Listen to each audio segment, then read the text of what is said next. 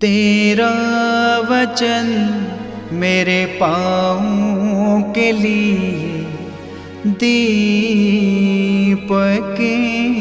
है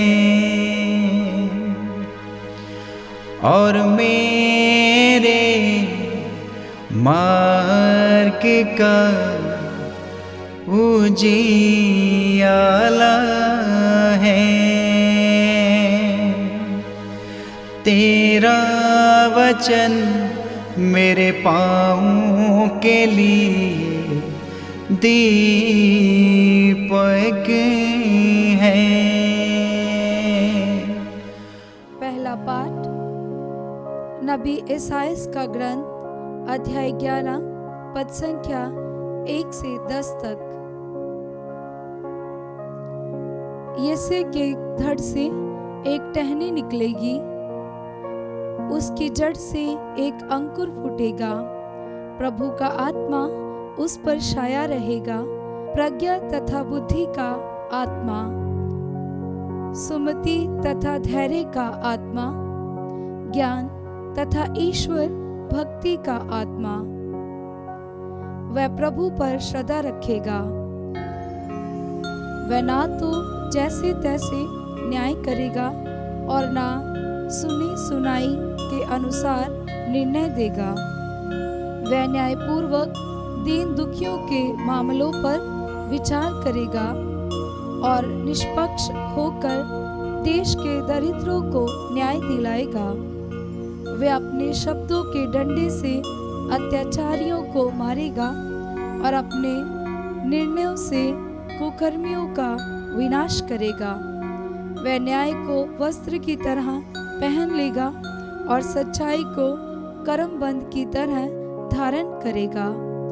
तब भेड़िया मेमने के साथ रहेगा, चीता बकरी की बगल में लेट जाएगा, बछड़ा तथा सिंह शावक साथ साथ चरेंगे और बालक उन्हें हाँक कर ले चलेगा।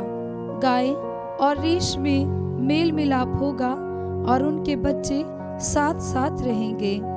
सिंह बैल की तरह भूसा खाएगा, दूध मुहा बच्चा नाग के बिल के पास खेलता रहेगा और बालक करेत की बांबी में हाथ डालेगा। समस्त पवित्र पर्वत पर कोई भी ना तो बुराई करेगा और ना किसी की हानि, क्योंकि जिस तरह समुद्र जल से भरा है उसी तरह देश प्रभु के ज्ञान से भरा होगा। उस दिन जैसे कि संतति राष्ट्रों के लिए एक चिन्ह बन जाएगी, सभी लोग उसके पास आएंगे और उसका निवास महिमामय होगा।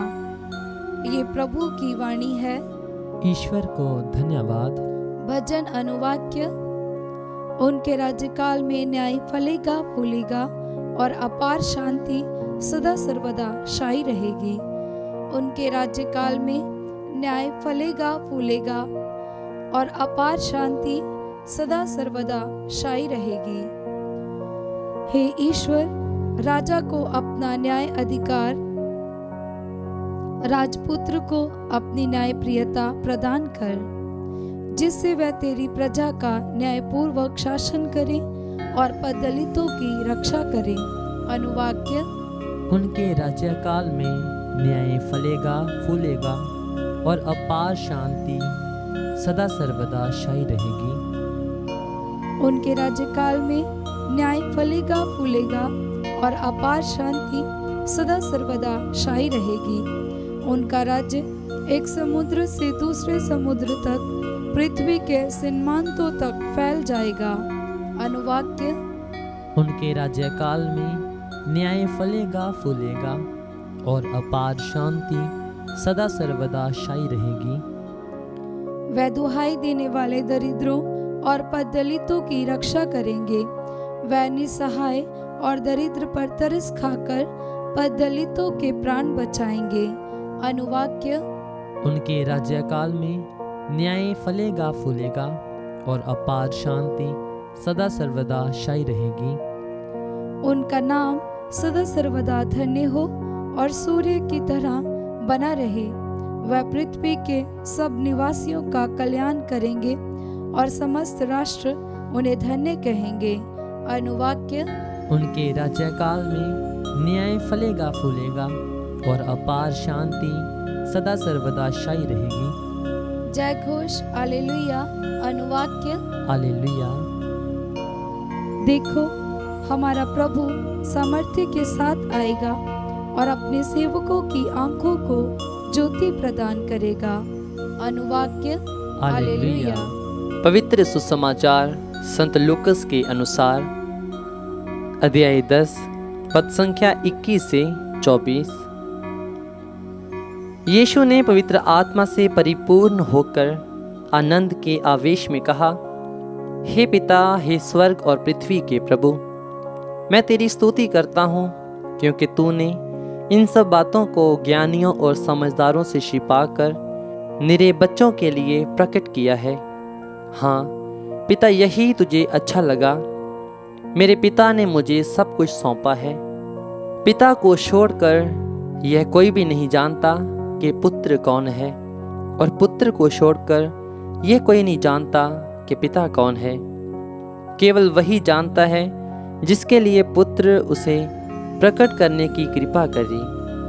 तब उन्होंने अपने शिष्यों की ओर मुड़कर एकांत में उनसे कहा, धन्य है वे आँखें जो ये सब देखती हैं जिसे तुम देखते हो, क्योंकि मैं तुमसे कहता हूँ, तुम जो बातें देख रहे हो उन्हें कितने ही नबी और राजा देखना चाहते थे, परंतु उन्होंने उनको देखा नहीं, और जो बातें तुम सुन रहे हो वे उनको सुनना चाहते थे, परंतु उन्होंने उनको सुना नहीं। ये प्रभु का पवित्र सुसमाचार है। ख्रीस्त की जय।